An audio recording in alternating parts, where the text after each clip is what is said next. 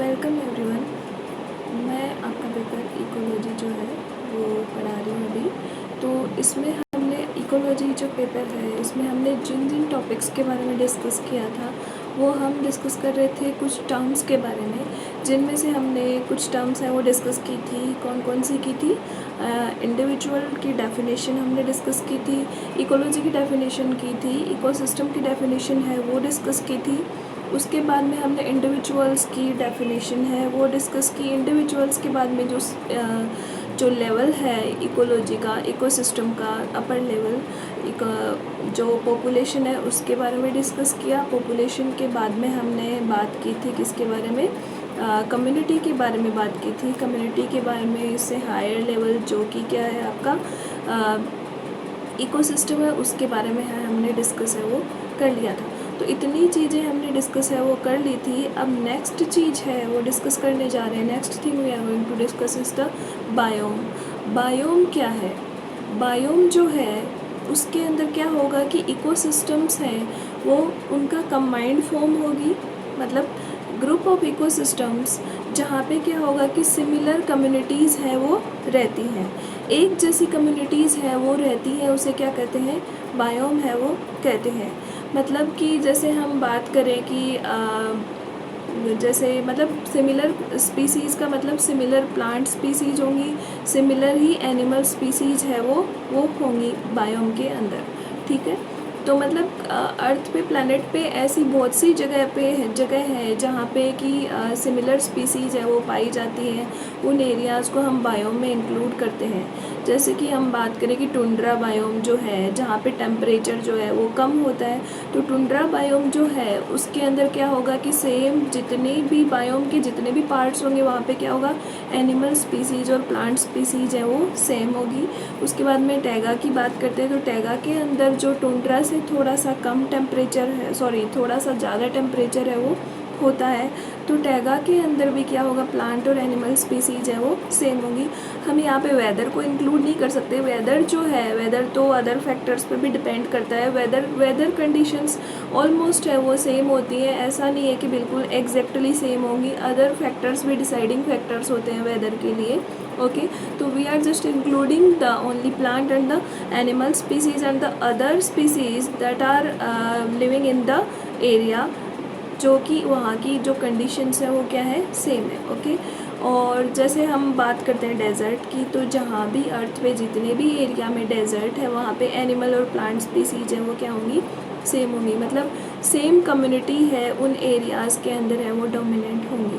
तो कम्युनिटी की डेफिनेशन हमने देख ली थी कि कम्युनिटी जो है वहाँ वो क्या होती है कि जहाँ पे एक से ज़्यादा पॉपुलेशंस हैं वो एक साथ में रहती हैं, तो उसे हम किस में इंक्लूड करते हैं, कम्युनिटी के अंदर है वो इंक्लूड है वो करते हैं। नेक्स्ट थिंग जो आपकी है वो है बायोस्फीयर। तो बायोस्फीयर जो है वो क्या होगा कि प्लैनेट का वो पार्ट जो मतलब क्या होगा जिसके अंदर सभी की ऑर्गेनिजम्स हैं वो रहते हैं, उसे हम क्या कहते हैं, बायोस्फीयर है वो कहते हैं।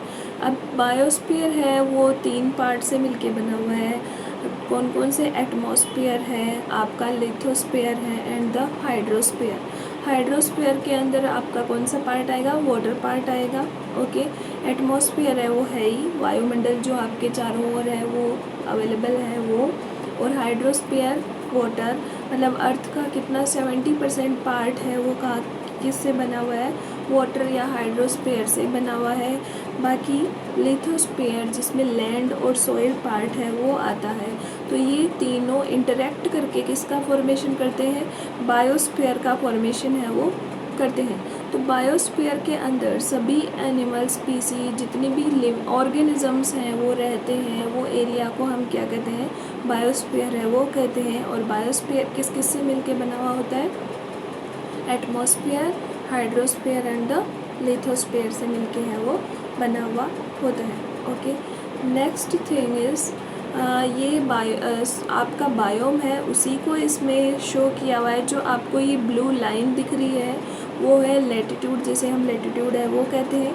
तो ये ब्लू लाइन में जो लैटिट्यूड में शो किया हुआ है वो कौन सा बायोम है वो दिख रहा है, that is the tundra biome. यहाँ पे मतलब लैटिट्यूड में हम जैसे जैसे ऊपर की तरफ जाते हैं तो क्या होता है, टेम्परेचर है वो क्या होता जाता है, डिक्रीज़ है वो होता जाता है। तो यहाँ पे टेम्परेचर है टुंड्रा बायोम में क्या होगा, बहुत कम होगा। तो इस स्ट्रेट लाइन पे जितने भी पार्ट्स हैं वो मिलेंगे आपको, वहाँ पे क्या है, टेम्परेचर है वो क्या होगा, लो होगा। और यहाँ पे एनिमल और प्लांट स्पीसीज़ क्या होंगी, सेम है वो होंगी। मतलब यहाँ पे जितनी भी इस स्ट्रेट लाइन के ऊपर जितनी भी कम्युनिटीज़ आपको मिलेंगी वो क्या होंगी, सेम है वो होंगी। नेक्स्ट जो है, नेक्स्ट वाले इस इमेज के अंदर भी आपको जो है टैगा बायोम है वो दिखाया गया है, जिसमें टुंड्रा से क्या होगा, थोड़ा सा क्या होगा, हायर टेम्परेचर है वो होगा। मतलब 0 डिग्री, बीच में आपको पता है कि 0 डिग्री लैटिट्यूड लाइन है वो होती है। तो जैसे जैसे हम 0 डिग्री की तरफ आते जाते हैं, लैटिट्यूड लाइन की तरफ है वो आते जाते हैं, तो यहाँ क्या होगा कि आपका जो टेम्परेचर है वो धीरे धीरे इंक्रीज़ है वो होता जाएगा। ऊपर पोल्स है, ओके, तो पोल्स में अपने को पता है पोलर रीजन्स में क्या होगा, टेम्परेचर लो होगा, और उससे जैसे जैसे आगे की तरफ अपन आते जाएंगे वहाँ पे टेम्परेचर हाई है वो होता जाएगा। तो यहाँ पे टैगा में भी क्या होगा, सेम कंडीशंस है वो होंगी, same animals and the plant species है वो होंगी। इसी तरह से आपका जो ये ब्लू लाइन वाला राउंड सर्कल वाला पार्ट है जो आपको दिखाया गया है वो आपका डेजर्ट पार्ट है, वो है डेजर्ट बायोम है वो है। तो डेजर्ट में भी प्लांट और एनिमल स्पीसीज है वो क्या होंगी, सेम है वो होंगी, ओके।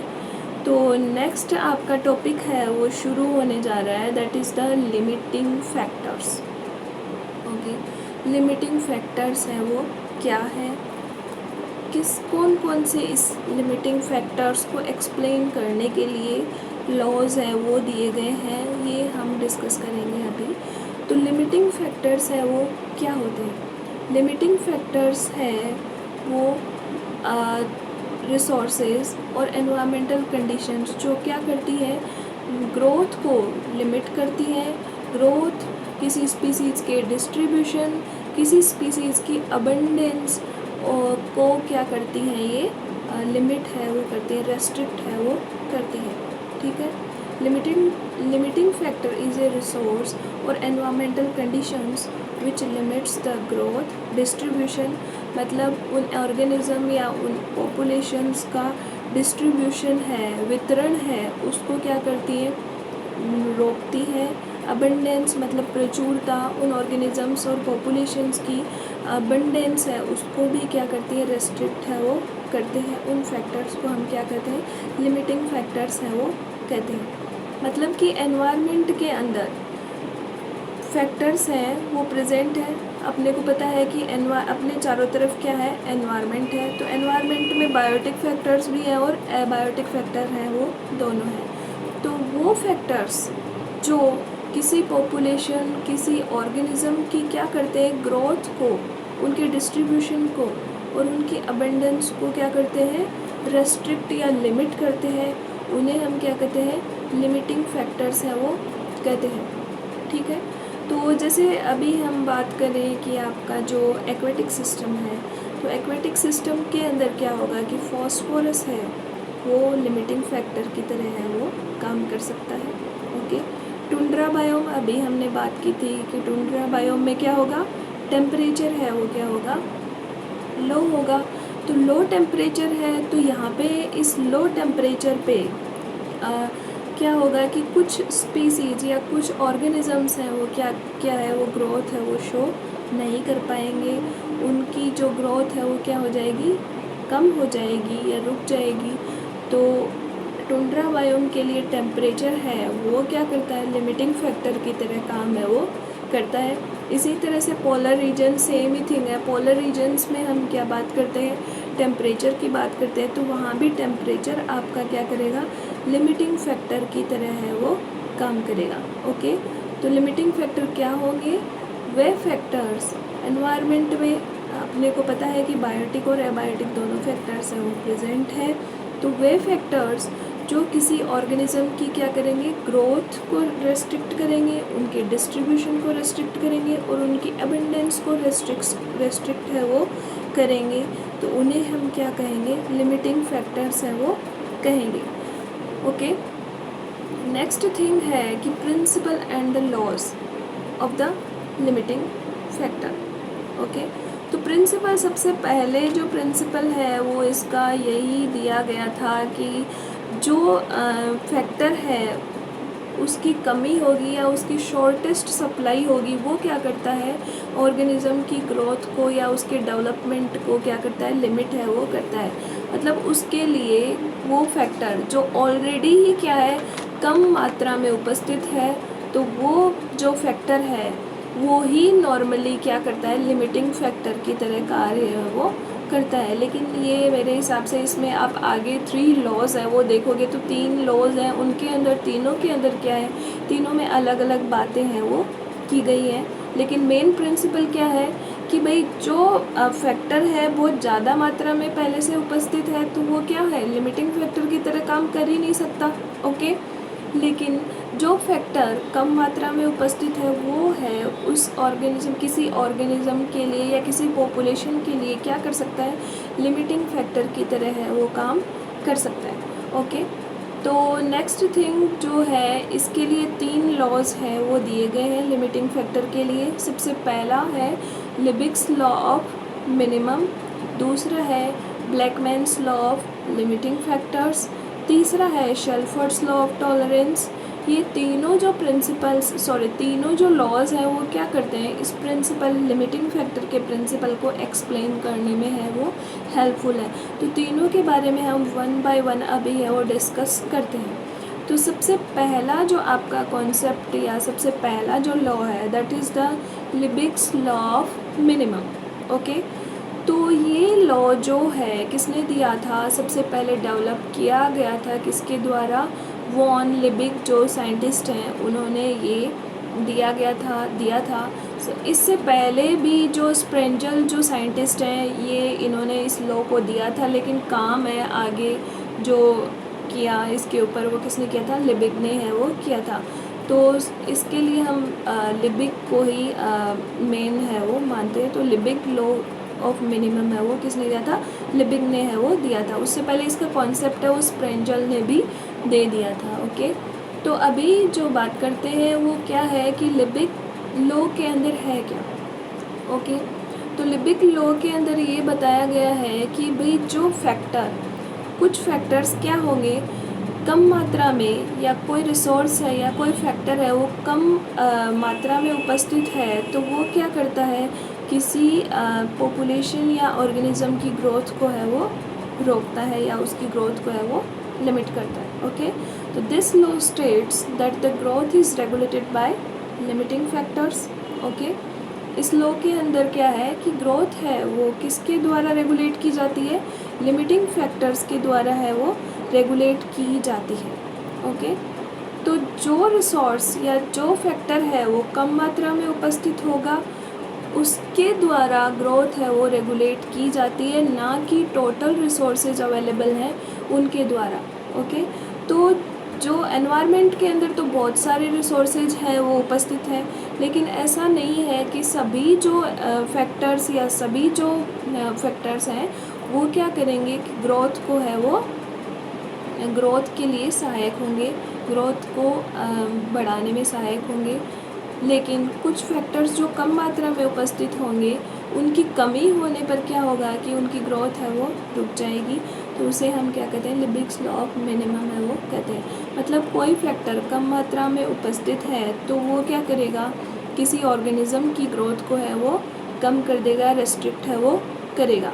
ओके, तो in biology and ecology this means that the growth of population is restricted by the factor that is the scarcest and by the factor that are abundant. Okay, तो मतलब कि जो factor बहुत ज़्यादा मात्रा में उपस्थित है उनकी बजाय किसके द्वारा ग्रोथ है वो कम होगी, जो कम मात्रा में उपस्थित है उनके द्वारा, जिनकी कमी हो जाती है उनके द्वारा। ओके, तो लिबिक जो है, लिबिक का जो आपका लॉ है वो नॉर्मली किस पे बेस्ड था, क्रॉप जो है, क्रॉप की ग्रोथ के ऑब्जर्वेशंस पे बेस्ड था।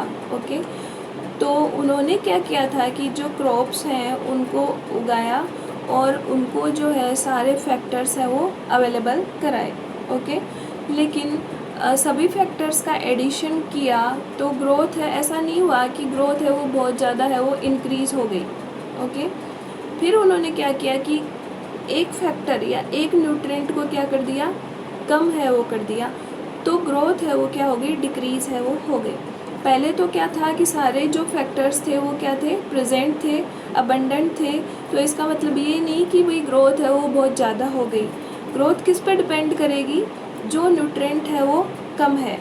ठीक है, तो जो न्यूट्रिएंट कम होगा उसकी वजह से क्या होगी, ग्रोथ है वो क्या हो जाएगी, रुक जाएगी, चाहे बाकी के फैक्टर्स हैं वो बहुत मात्रा में उपस्थित है वो हो। ओके, तो मतलब ग्रोथ किस पे डिपेंडेंट कर रही है, ऐसे फैक्टर पे जो कम मात्रा में उपस्थित है उसके ऊपर।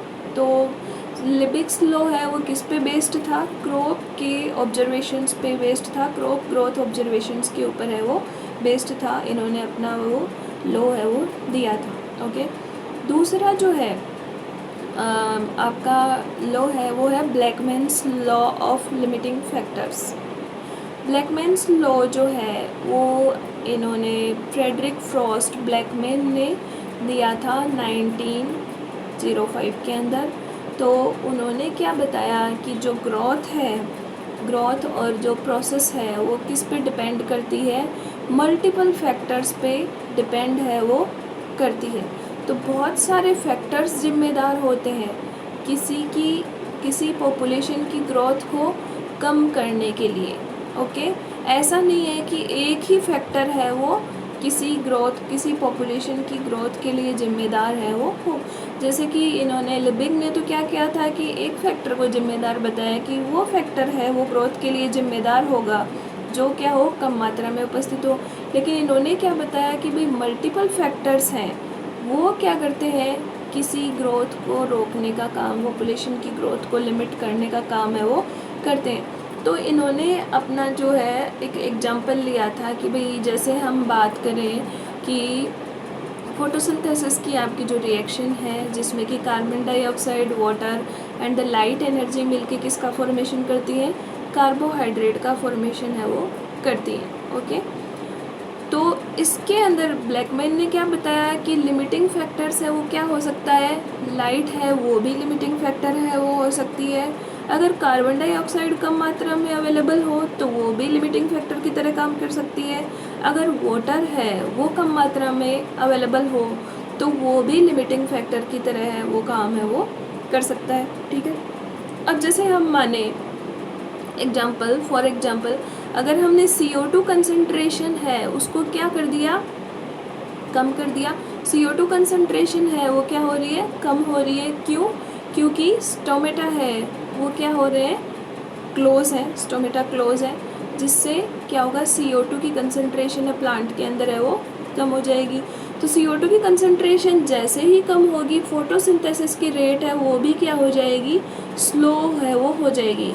अब फोटोसिंथेसिस की रेट किस पे डिपेंड कर रही है, यहाँ पे CO2 की कंसंट्रेशन पे डिपेंड कर रही है। अब चाहे तुम वहाँ पे वाटर है वो कितना भी अवेलेबल करवा दो, लाइट है वो भी कितनी ही अवेलेबल करवा दो, इसी तरह से अब मान लो भाई CO2 है वो तो बहुत ज़्यादा अमाउंट के अंदर है वो प्रेजेंट है। ओके, बहुत ज़्यादा कंसंट्रेशन में प्रेजेंट है, लेकिन आपने क्या किया, वाटर को है वाटर सप्लाई कम कर दी। तो वाटर सप्लाई जैसे ही कम होगी तो पॉपुलेशन की ग्रोथ है वो क्या हो जाएगी, कम है वो हो जाएगी। इसी तरह से मान लो वाटर भी अवेलेबल है, CO2 भी अवेलेबल है, और आपने क्या किया, लाइट एनर्जी को है वो कम कर दिया। तो लाइट एनर्जी जैसे ही कम होगी कार्बोहाइड्रेट का फॉर्मेशन है या फिर फोटोसिंथेसिस की जो रेट है वो क्या हो जाएगी, कम है वो हो जाएगी। तो इन्होंने बताया कि मल्टीपल फैक्टर्स पे डिपेंड करती है किसी प्लांट या किसी ऑर्गेनिज्म की ग्रोथ है वो किस पे डिपेंड करती है, मल्टीपल फैक्टर्स पे है वो डिपेंड करती है, ना कि ऐसे फैक्टर पे जो बहुत कम मात्रा में उपस्थित है और उसकी वजह से ग्रोथ है वो रुक रही है। तो मल्टीपल फैक्टर्स मतलब यहाँ पे CO2 भी CO2 है वो भी, H2O एंड द एनर्जी तीनों है वो लिमिटिंग फैक्टर की तरह काम है वो कर सकते हैं। नेक्स्ट है थर्ड लॉ है वो शेल्फर्ड्स लॉ ऑफ टॉलरेंस। तो इन्होंने अपना अलग ही कॉन्सेप्ट है वो दिया था। ये जो आपके अमेरिकन जूलॉजिस्ट थे अर्नेस्ट शेल्फर्ड, इन्होंने 1913 के अंदर ये अपना लॉ है वो दिया था। तो इन्होंने बताया कि भाई किसी ऑर्गेनिज्म की जो सक्सेस है, ग्रोथ है, वो complex set of environmental conditions पे डिपेंड करती है। ठीक है, तो इन्होंने जो इसके लिए ऑर्गेनिज्म को है वो 3 पार्ट्स के अंदर उसकी ग्रोथ को 3 पार्ट्स में डिवाइड किया, minimum, maximum and the optimum. Okay, तो अब इसको हम समझते हैं कि किस तरह से इन्होंने है वो अपना लॉ है वो दिया था। तो शेल्फर्ड्स ने ये बताया कि ना केवल किसी न्यूट्रेंट की कम मात्रा या कम अवेलेबिलिटी, न्यूट्रेंट या किसी फैक्टर की कम अवेलेबिलिटी है वो ग्रोथ को इनहिबिट या लिमिट कर सकती है, बल्कि बहुत अधिक मात्रा है वो भी क्या कर सकती है, किसी ऑर्गेनिज्म या किसी पॉपुलेशन की ग्रोथ को लिमिट है वो कर सकती है। ओके, तो इनकी एक रेफरेंस या ऑप्टिमम रेंज होती है ऑर्गेनिज्म या पॉपुलेशन की, ऑप्टिमम रेंज जहाँ पर उनको न्यूट्रिएंट सप्लाई या फिर कोई भी फैक्टर है वो बहुत सही, बहुत मतलब उनकी ग्रोथ के लिए बहुत सूटेबल हो, उस मात्रा में उपस्थित हो, तो ही वो जो ऑर्गेनिज्म है वो क्या करता है, ऑप्टिमम ग्रोथ है वो शो करता है। तो बहुत कम मात्रा में न्यूट्रिएंट या कोई फैक्टर अवेलेबल है तो ऑर्गेनिज्म ग्रोथ है वो शो नहीं कर पाएगा, और बहुत अधिक मात्रा में है अवेलेबल है तो भी ग्रोथ है वो क्या हो जाएगी, इनहिबिट है वो हो जाएगी। तो इस ग्राफ के अंदर आप देख लीजिए, बहुत आराम से दिख रहा है कि जो एनवायरमेंटल फैक्टर्स हैं वो देखिए बहुत कम मात्रा में प्रेजेंट है पहले, तो उस कम मात्रा पर बहुत ही कम इंडिविजुअल्स हैं वो अपनी ग्रोथ है वो शो कर पा रहे थे। उसके बाद में आपके जो एनवायरमेंटल फैक्टर्स एक रेफरेंस रेंज में है, तो ऑप्टिमम रेंज में है, तो वहाँ पे जो है सबसे ज़्यादा इंडिविजुअल्स हैं वो सर्वाइव कर पा रहे हैं, और नेक्स्ट में बहुत ही कम इंडिविजुअल सर्वाइव करवा रहे हैं अगर एनवायरमेंटल फैक्टर्स हैं वो बहुत अधिक मात्रा में उपस्थित है वो है। तो इस प्रकार से ना केवल कम मात्रा है वो किसी ऑर्गेनिज्म की ग्रोथ को इनहिबिट कर सकती है, बल्कि अधिक मात्रा है वो भी किसी ऑर्गेनिज्म की ग्रोथ को है वो इनहिबिट कर सकती है। ओके, तो सबसे पहले हमने डिस्कस किया था बायोम एंड द बायोस्फीयर के बारे में। तो बायोम है वो क्या है, biome is the area where the all plant species और communities are present in same, okay, present same. तो बायोम क्या है, जहाँ पर सब कोई कम्युनिटी है उसकी डोमिनेंस है वो सेम है वो हो। ओके, जैसे कि हमने बात की थी टुंड्रा बायोम की, वहाँ पे सेम कम्युनिटी है वो होगी। हमने बात की थी किसकी, टैगा की बात की थी, फिर बायोस्फीयर की बात की थी। तो बायोस्फीयर के अंदर क्या होगा कि वह एरिया प्लैनेट का एरिया जो किससे बना हुआ है, एटमॉस्फेयर से बना हुआ है, हाइड्रोस्फीयर से बना हुआ है और लिथोस्फीयर से बना हुआ है, उसे हम क्या कहते हैं, बायोस्फीयर है वो कहते हैं। मतलब कोई भी पार्ट है वो मेरे हिसाब से बचा नहीं है, क्योंकि सभी पार्ट प्लैनेट के वो क्या है, किसी ऑर्गेनिज्म के लिए है वो उसकी ग्रोथ के लिए जिम्मेदार है वो होते हैं। तो पूरा प्लैनेट है वो किस में आएगा, बायोस्फीयर के अंदर है वो आएगा। उसके बाद में हमने डिस्कस किया लिमिटिंग फैक्टर्स, वे फैक्टर्स जो किसी ऑर्गेनिज्म या किसी पॉपुलेशन की ऑप्टिमम ग्रोथ या पोटेंशियल ग्रोथ को क्या करते हैं, इनहिबिट है वो करते हैं। पोटेंशियल ग्रोथ मतलब वो जो ऑर्गेनिज्म है, अगर कोई वो लिमिटिंग फैक्टर उपस्थित नहीं था तो मतलब उनका पोटेंशियल है वो कितना था। ओके, उसके बाद में क्या हुआ, लिमिटिंग फैक्टर अंदर आया, लिमिटिंग फैक्टर हुआ तो क्या हुआ, वो अपनी ग्रोथ है वो उतना पोटेंशियली है वो दिखा नहीं पाते, शो नहीं कर पाते।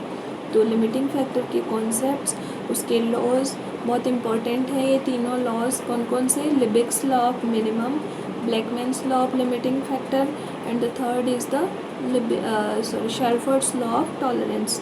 तो लिबिग ने है वो क्या बताया था कि कोई फैक्टर कम मात्रा में उपस्थित है तो वो क्या करता है, किसी ऑर्गेनिज्म की ग्रोथ को है वो इनहिबिट कर सकता है।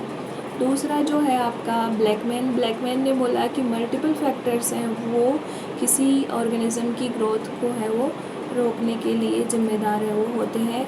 तीसरा आपका शेल्फर्ड्स लॉ ऑफ टॉलरेंस, इन्होंने बताया कि ना केवल कम मात्रा किसी फैक्टर की ग्रोथ को लिमिट कर सकती है, बल्कि अधिक मात्रा है वो भी किसी फैक्टर की ग्रोथ को है वो रोक सकती है। ओके, तो इसके साथ ही आपका ये जो टॉपिक है लिमिटिंग फैक्टर्स का ख़त्म हुआ। इसको अच्छे से पढ़िए, इस पे क्वेश्चंस हर बार है वो बनते हैं। Okay, thank you.